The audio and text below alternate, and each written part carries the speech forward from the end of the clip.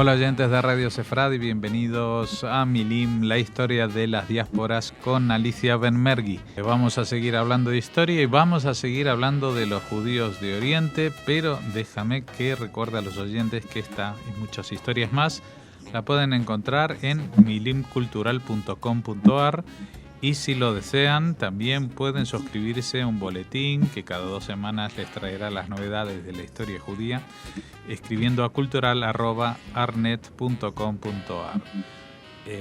Dicho todo lo cual, pues vamos a seguir con esta historia de los judíos de Oriente que habíamos arrancado. Recuerden, la primera vez hablamos de las tribus perdidas y después de Babilonia, y todo tiene que ver con esta zona. Y hoy también seguimos por la zona, ¿no? Sí, tal cual, porque además esta zona, como vos decís, o esta región, tiene una importancia enorme para los judíos.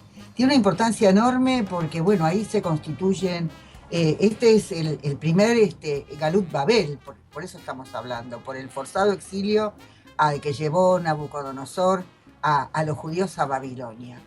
Pero después, esta historia que continúa con el imperio persa va a tener una enorme importancia porque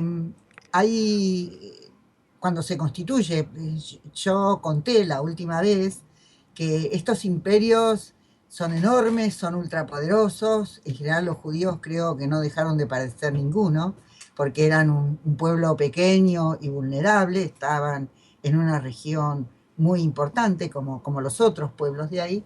Bueno, pero incluso los egipcios, con haber sido tan importantes y poderosos, también se tuvieron que someter a estos imperios que surgieron. Pero bueno, el imperio babilónico también cae, y cae en manos de unas tribus que llegan del norte. Son algunos hablan de los medos. Cuando yo hice la carrera, a nosotros nadie nos habló de los medos. Son esas cosas que te pasan cuando estudias. Y entonces dice que estas son tribus de origen indoeuropeo, que se van a asentar en el territorio babilónico.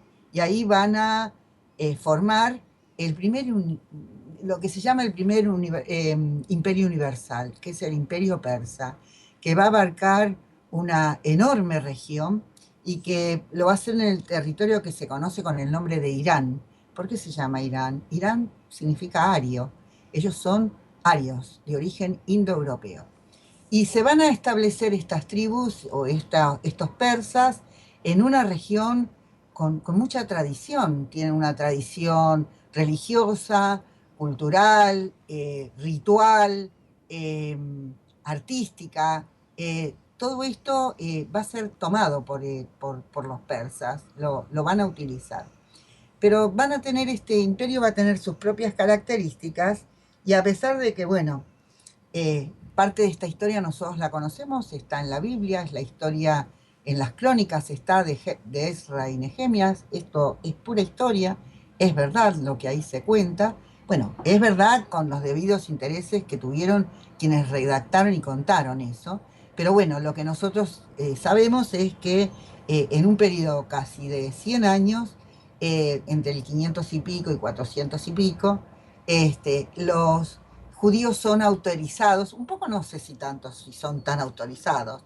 El imperio babilónico está en plena decadencia, y en esa decadencia en la que está, nadie controla demasiado, así que los judíos que pueden y quieren empiezan a volverse a Jerusalén. Pero en la época de Artajerjes, no en la de Ciro, eso yo consulté mis libros de historia, los judíos son enviados, un grupo de judíos muy importante, son autorizados a volver a Jerusalén. El objetivo es, no es porque son tan buenos ni tan generosos en esta historia que se cuenta de qué buenos y cariñosos que fueron con los judíos. Igual para los judíos esto fue muy bueno. Son autorizados a retornar a Jerusalén para reconstruir la muralla, para vigilar ese sitio, que es un sitio también vulnerable de este imperio aqueménida. Y además reconstruir el templo que está destruido. Y entonces envían a gente que es muy importante. Esta gente son Ezra, Nehemías y Zerubabel. Pertenecen a la élite, a los descendientes de las élites que por 2 generaciones vivieron ahí en Babilonia. Y acá se va a producir un hecho importantísimo. El hecho importantísimo es que Nehemías viene como un militar a desempeñar la parte de la reconstrucción y del poder, pero Ezra viene a reafirmar el judaísmo que estaba a los ojos de esta élite en decadencia. Y va a establecer estas reformas, son las que son la base del judaísmo hoy en día, de las cuales, bueno, si uno no estudia historia o no se interesa por estas cosas, no siempre sabe y conoce qué pasó en este periodo. Esto es el siglo V antes de nuestra era, hay que establecer, y esto va a pasar en Jerusalén. Y este es un relato prácticamente histórico. Tendrá, bueno, habrá algunos mitos alrededor de esto, pero lo que es importante señalar que las reformas de Ezra están para establecer quiénes son judíos, quiénes son los que creen en la ley divina y la mantienen y quiénes no. Porque en el territorio que había pertenecido a los israelitas, parece ser que el periodo ese tenía que ver con los israelitas, por lo menos así dicen los historiadores. Después tengo algo para contarte muy importante, y quiénes no, y ahí estaban viviendo samaritanos, edomitas y otros grupos que no quedaba claro que muy judíos no eran. Entonces, ¿qué es lo que establece Ezra? Ezra establece la obligatoriedad de celebrar el Shabbat, de las reglas dietéticas mantenidas por el judaísmo, que es el kasher, las reglas sanitarias en la vida cotidiana y además en los ritos mortales.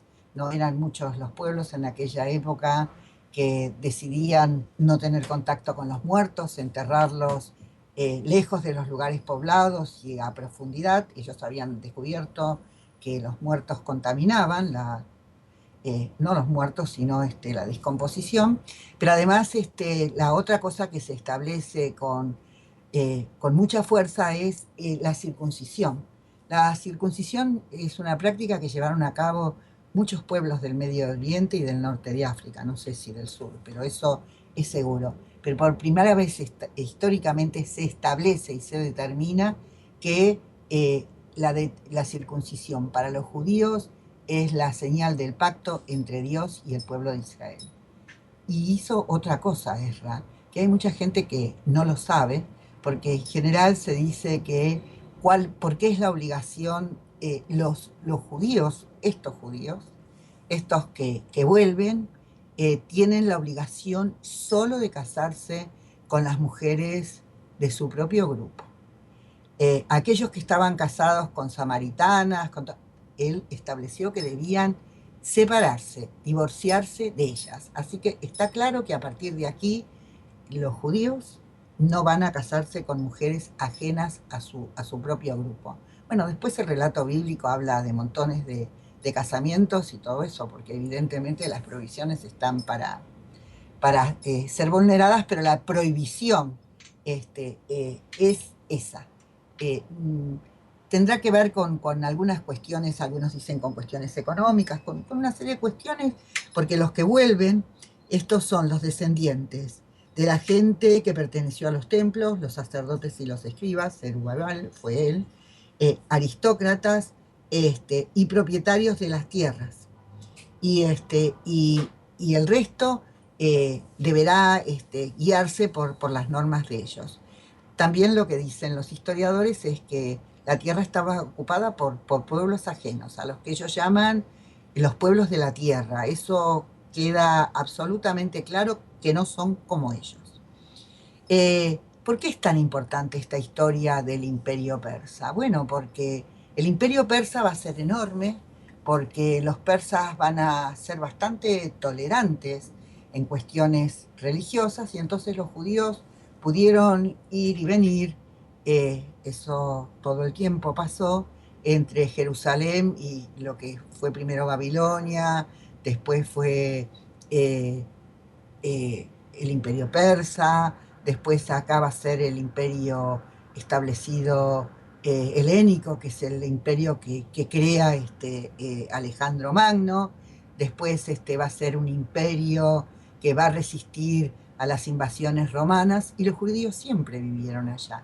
Y a partir de vivir ahí, este imperio persa les permite a los judíos, en principio este primer imperio universal, es el uso para todos de un lenguaje común, que es el arameo, el, el uso de una escritura común, porque van a abandonar la escritura cuneiforme y van a tomar la escritura, en algunos se habla de la escritura del hebreo y otras de los fenicios. Eh, los fenicios también eran semitas, como lo fueron los asirios y otros pueblos de la región. Y esto es lo que le va a dar coherencia y cohesión al judaísmo, una fortaleza y una identidad muy fuerte que después van a poder mantener por el corto plazo que se crea este imperio universal, que también es el imperio de Alejandro Magno, que después se fragmenta en distintos reinos. Pero lo que hay que tener muy claro es que la permanencia, que es una minoría la que vuelve a Jerusalén. Los otros judíos se quedan ahí y se van desplazando por la religión, se quedan ahí, y de ahí muchos se van a desplazar más hacia el este, se van a ir a Georgia, muchos dicen que hay lugares de Rusia que están poblados por estos descendientes de los judíos persas, judíos en la región del Irak.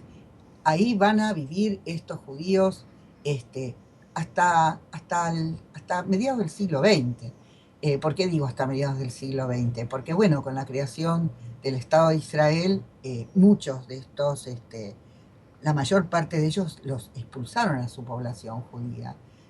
Los judíos padecieron mucho, y también, digamos que hasta el siglo XXI, porque en lo que hoy en día es Irán, vive una población judía, no sé si voluntariamente o no, no sé cuánto será su número, pero bueno, siguen viviendo ahí. Así que hay una población judía en toda la región, y la que se desplazó luego más hacia el este, que tiene, que forma parte de los judíos que se van marchando de, de Persia por bastante tiempo. Es una historia muy larga, Jorge. Es una historia que abarca, como te estaba diciendo, el imperio sasánida, que fue uno de los imperios más importantes de la región. Y además después la conquista por parte de los musulmanes. Yo no sé hasta cuándo nosotros, hasta qué periodo de la historia nosotros nos podemos extender en esto, pero otra cosa que yo escribí, y es importante contarla, hay historiadores especialistas en temas bíblicos. Para mí, no sé, la Biblia y los textos y esta parte de la historia del judaísmo es una de las más fascinantes. Es que lo que refieren es que en los textos bíblicos se refleja este contacto que estos judíos que han vivido en la región tuvieron con el zoroastrismo. El tema de los ángeles que aparecen en la Biblia es un tema que después, cuando se escribe, cuando se redactan, y después también con la cuestión del Talmud, porque el Talmud también, hay una parte del Talmud que, a pesar de que se dice Babilonia ya no existía por ninguna parte, las grandes academias que en la época talmúdica estaban ahí, y el contacto que había entre estos judíos que vivían aquí y entre los de Jerusalén, cuando ya ni siquiera después va a seguir existiendo Israel, los contactos que existían y las relaciones hacen que muchas cosas sean como una influencia, una parte que muestra algo que han traído de otro lugar, con lo que han estado en contacto. ¿Tengo un ratito más? Sí, un par de minutos. Bueno, voy a decir algo que va a ser como una herejía, pero terrible. Pero bueno, es historia y yo la voy a decir. Hay historiadores, yo lo nombro ahí a Mario Liberani, y hay historiadores que dicen que, bueno, que la historia del Éxodo no tuvo lugar. Que cuando se está hablando de todo lo que pasó, cuando volvieron y tuvieron que echar a todo eso, es la historia de cuando los judíos vuelven de, de ahí de Persia. Que es una historia que no se atreven a contarla, porque en realidad Ciro, Artajerjes, todos ellos, después Darío, fueron buenísimos. Pero nadie va a hablar mal de aquel que está por encima, que tiene el poder. Bueno, eso es algunos de los historiadores que hablan de estas cosas. Es interesante, pero lo que es importante, y eso es para mí me parece lo más fascinante, es que toman los textos que están escritos, los salmos, las cosas que dijo Ezequiel, las cosas que dijo Jeremías, todos estos de los profetas, lo toman los historiadores, no es en este caso Liberani, y Liberani, otros historiadores no dicen lo mismo que él, pero lo toman en un sentido que están hablando de la historia de lo que les está pasando, que sí están hablando de Dios, pero lo que ellos están contando tiene que ver con el testimonio histórico de ese tiempo que a los judíos les tocó vivir. Siempre teniendo en cuenta que para los judíos todo eso que relataron en la Biblia tiene que ver con un destino, con un plan llevado a cabo por Dios, y tiene que ver con una cuestión moral que no tuvieron ni los griegos ni otros pueblos de la época, a pesar de que sí, que todo el tiempo el tema de la ética y de unas cuestiones fue, y lo legal fue un tema muy importante para todos estos pueblos de la región, para los pueblos mesopotámicos y también para los egipcios. Ahora, eso sí, ninguno tuvo así esa cosa donde Dios lo establece, donde Dios lo manda, y es un destino manifiesto y fijado por Dios. Así que sí, acá hay una diferencia enorme. Por eso a mí digo que la Biblia me parece uno de los textos más fascinantes que se hayan escrito, sobre todo cuando son analizados por especialistas, mucho más todavía. Bueno, no sé si ¿querés que te cuente algo más? No, yo creo que con esto, esta parte de la historia del Imperio Persa, porque como dijimos, luego tenemos el sometimiento de los persas al Islam, ya es otra historia que vendrá más tarde. Pero de momento... Claro, pero sí, pero lo que a mí me parece sí que lo que es importante es hablar de lo que pasa con la conquista también de Alejandro Magno, porque también ahí los judíos, por lo menos por un tiempo, pueden continuar en contacto entre sí, y esto hace que les permita tener una cohesión bueno, que parece que fue muy fructífera, porque fíjate hasta dónde hemos llegado. Uh-huh. Pues vamos antes de despedirnos, a recordar a los oyentes las direcciones que siempre recordamos. La página web milimcultural.com.ar y la página a la que escribir para suscribirse al boletín, cultural@arnet.com.ar. Y dicho lo cual, pues hemos despedido esta parte de los judíos de Oriente, y dentro de 2 semanas, ya en el 2016, seguiremos hablando también de los judíos de Oriente. Muchas gracias, Alicia, y feliz año. Feliz año para ustedes también.